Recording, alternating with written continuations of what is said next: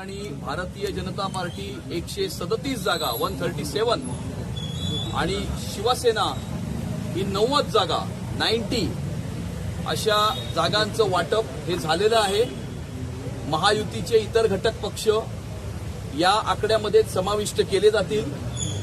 येणाऱ्या काळामध्ये एकत्रितपणे प्रचाराचा शुभारंभ केला जाईल, एकत्रितपणे प्रचाराची कॅम्पेन असेल आणि मुंबई महानगरपालिकेवरती हिंदुत्वाचा महायुतीचा भगवा झेंडा फडकवण्याच्या दृष्टिकोनातून मुंबईकरांचा महापौर हा मुंबईच्या महानगरपालिकेमध्ये विराजमान झाला पाहिजे, जेणेकरून मुंबई शहराचा विकास होत असताना मुंबई शहराची सुरक्षितता सुद्धा अबाधित राहिली पाहिजे आणि मुंबई शहराचा रंग बदलण्याचा प्रयत्न करणाऱ्या सर्व शक्तींचा पराभव हा झाला पाहिजे।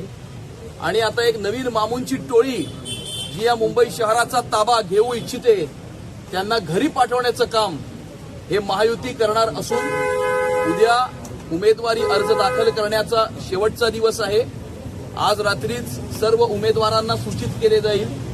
काही लोकांनी आज ज्यांना सूचित केलेलं आहे अशांनी आज आपला उमेदवारी अर्ज दाखल केला आहे, कारण आमच्या याच्या आधी 200 पेक्षा जास्त जागा याच्यावरती आमचं एकमत हे झालेलं होतं।